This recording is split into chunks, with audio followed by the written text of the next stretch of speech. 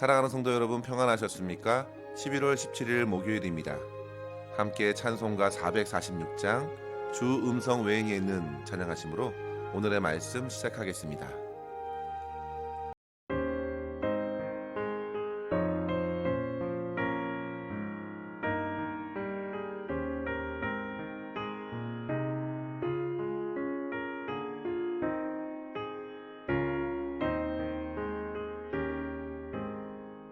주 음성 외에는 참 기쁨 없도다.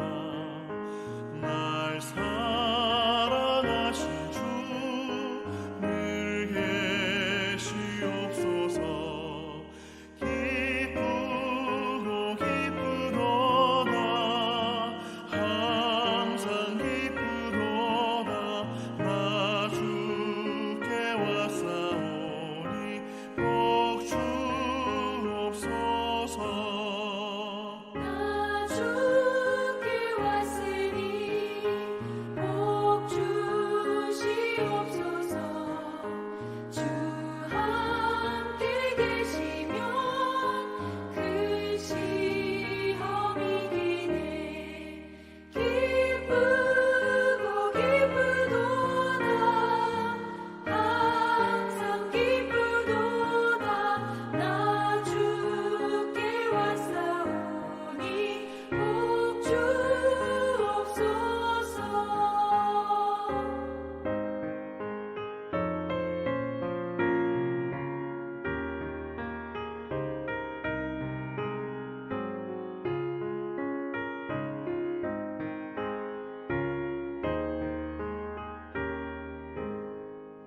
주 떠나가시면 내 생명 헛되네. 기쁘나 슬플 때 늘 계시옵소서. 기쁘고 기쁘도다. 항상 기쁘도다. 나 주께 왔사오니 복 주옵소서. 그 귀한 언약을 이루어 주시고 주 명령 따를 때 늘 계시옵소서. 기쁘고 기쁘도다. 항상 기쁘도다.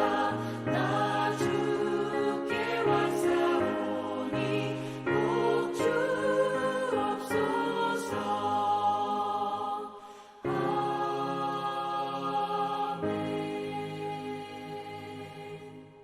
아멘. 오늘 함께 나눌 말씀은 창세기서 48장 1절에서 11절입니다.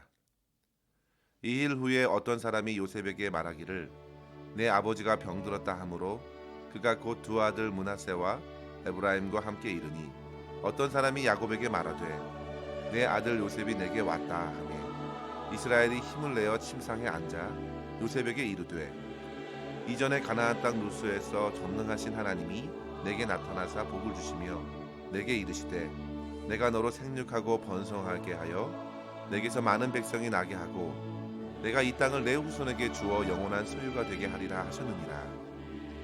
내가 애굽으로 와서 내게 이르기 전에 애굽에서 내가 낳은 두 아들 에브라임과 므낫세는 내 것이라.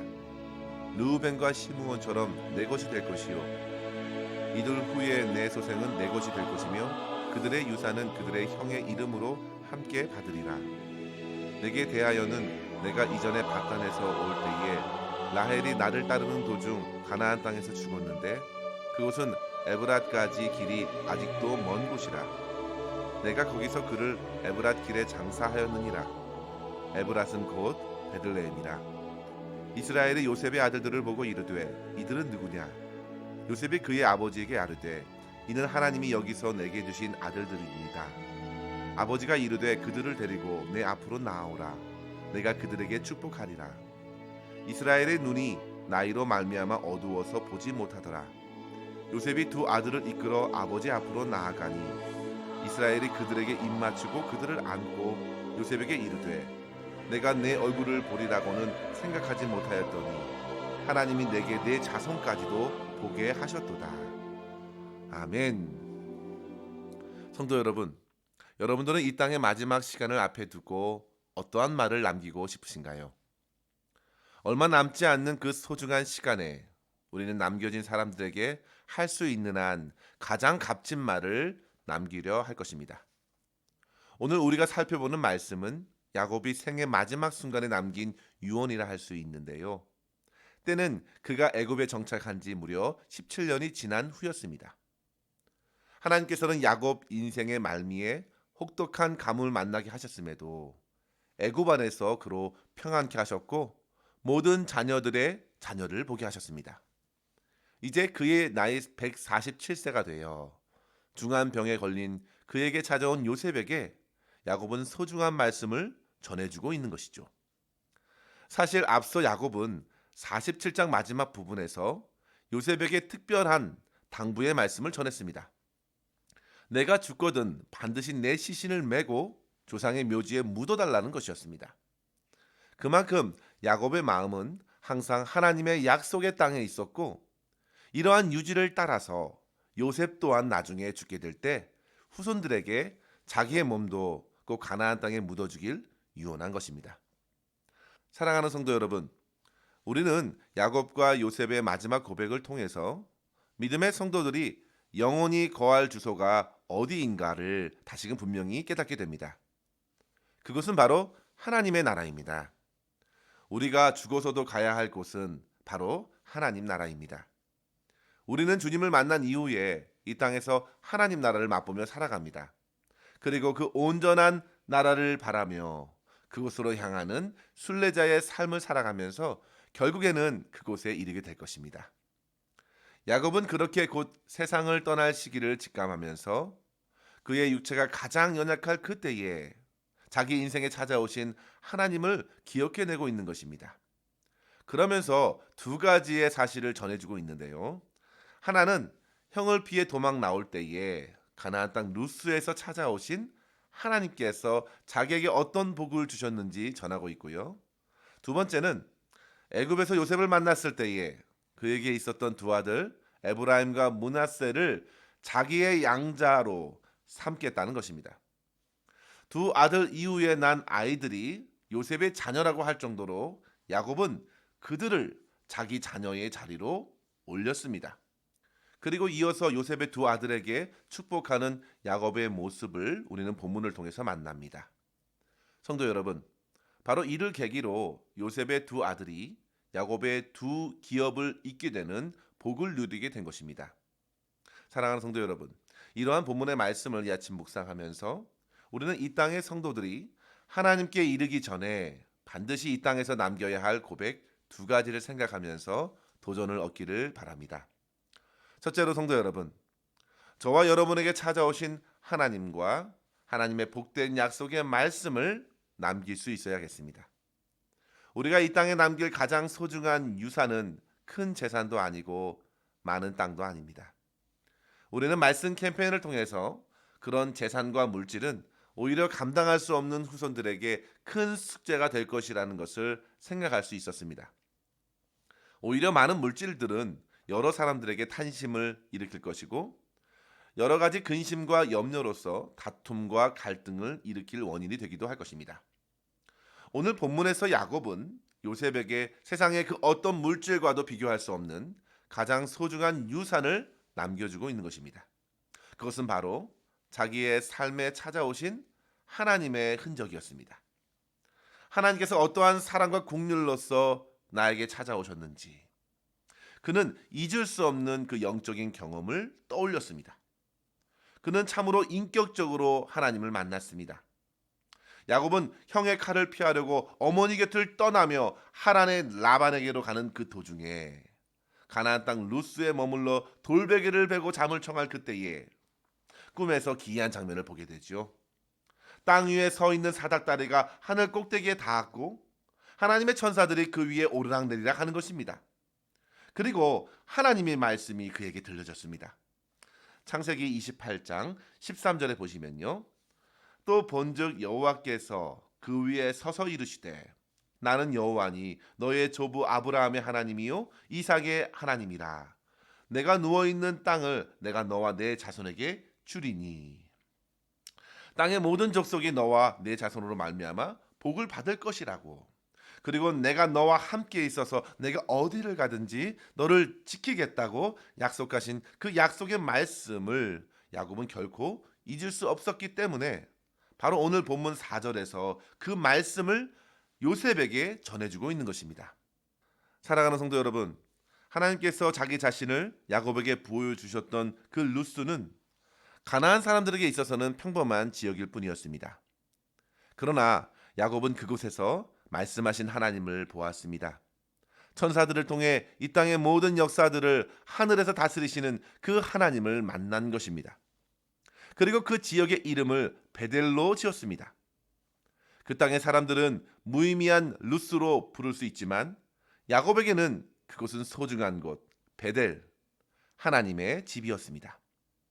그렇게 하나님께서 야곱에게 오셔서 그의 자손이 생육하고 번성하여 많은 백성을 이루고 가나안 땅을 주시겠다는 그 약속하신 말씀은 그에게 소망이 되었습니다. 성도 여러분, 야곱에게 주신 그 약속의 말씀은 그의 조부 아브라함에게 처음 주신 것이었습니다. 그리고 야곱을 거쳐 이제 요셉에게까지 전달된 것입니다.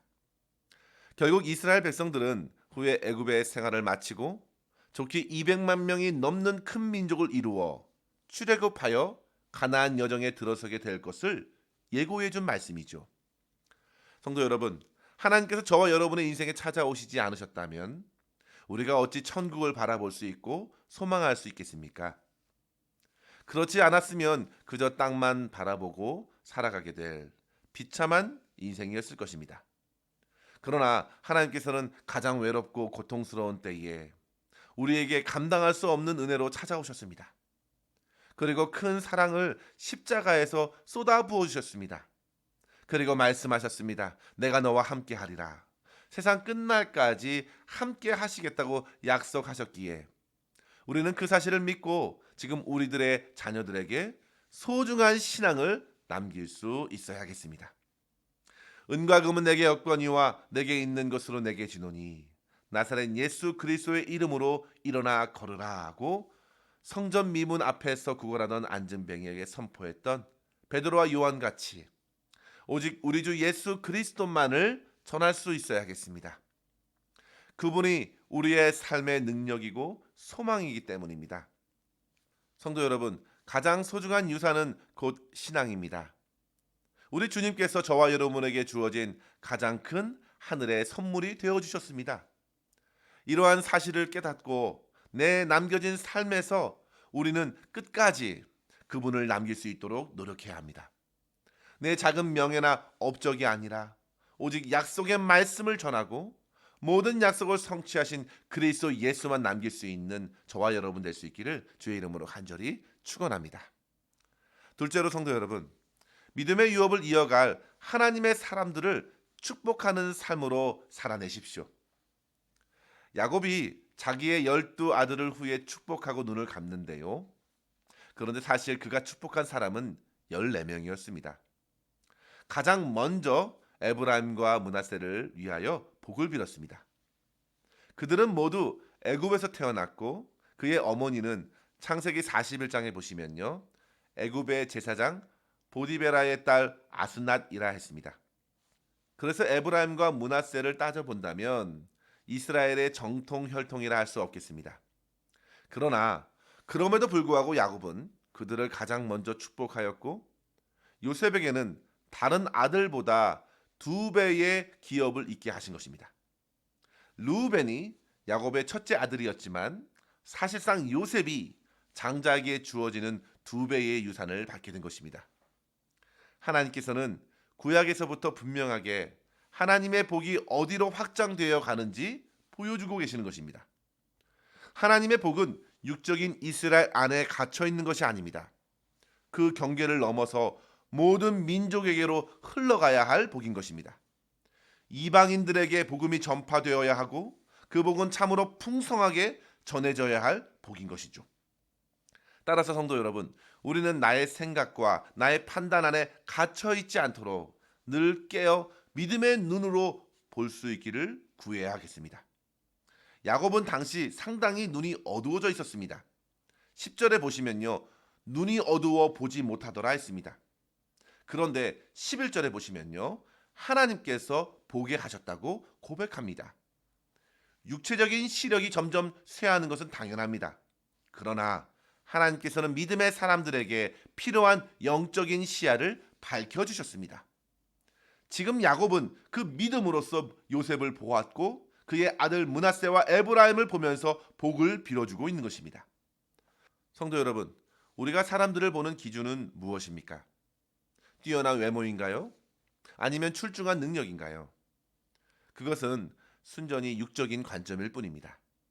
성도 여러분, 우리는 끝까지 믿음의 눈으로 한 사람 한 사람을 바라봐야 합니다.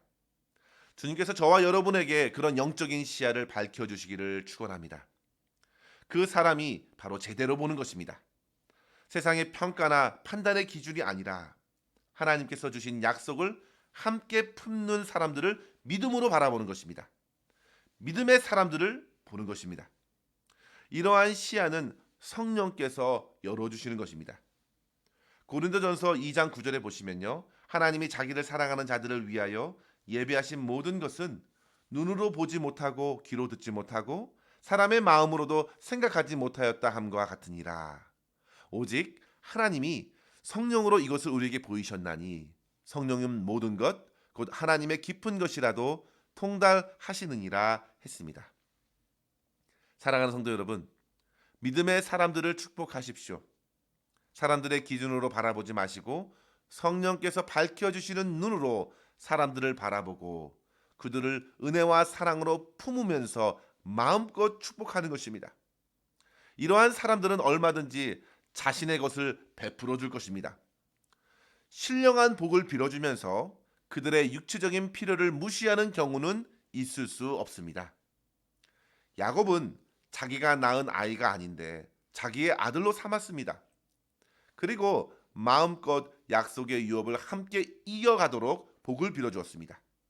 자기의 유산을 남겨주는 것입니다.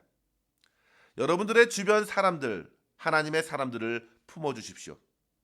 영적인 후원자가 되어주시고 기도해 주십시오. 우리가 하나님 앞에 서기 전에 반드시 믿음의 사람을 낳고 세워주고 축복하는 사명을 감당해야 합니다. 이것이 바로 우리가 주님께 이르기 전에 이 땅에서 감당해야 할 소중한 사명들입니다. 성도 여러분, 하나님께서 저와 여러분에게 찾아와 주셨습니다. 나 같은 죄인을 만나 주시고 회복시켜 주시고 하늘 소망을 품게 하셨음에 얼마나 감격적인 일입니까? 또한 믿음의 후손들, 자녀들, 동료들을 허락해 주셨으니 그들에게 다음 세대의 복음의 청취기가 될 수 있도록 축복하며 세우는 일에 아름답게 쓰임 받으시면서 주님 앞에 설 수 있는 저와 여러분 될 수 있기를 주의 이름으로 간절히 축원합니다. 기도하겠습니다. 하나님 아버지 감사합니다. 오늘도 주의 말씀을 통해서 우리의 영혼을 살필 수 있게 하여 주시니 감사합니다. 아버지 하나님, 참으로 죄 많고 연약한 저의 인생에 찾아와 주시고 하나님 나라의 백성의 삶을 살아가게 하여 주셨음에 감사하옵고 매일의 삶을 통하여 오직 하나님께 영광과 찬양을 올려드릴 수 있도록 인도하여 주시옵소서. 주님, 저희에게 남겨진 모든 시간 속에서 오직 주 예수 그리스도만 전할 수 있도록 인도하여 주시고 주께서 저에게 부어주신 신령한 복과 은혜를 다음 세대에게도 아름답게 전할 수 있는 축복의 통로로 살아갈 수 있도록 인도하여 주시옵소서. 오늘도 우리의 모든 삶을 선하고 아름답게 인도해 주시기를 간절히 소망하옵고 우리 구주 예수님의 이름으로 기도하옵나이다. 아멘. 사랑하는 성도 여러분, 오늘도 주 안에서 승리하시기를 바랍니다. 감사합니다.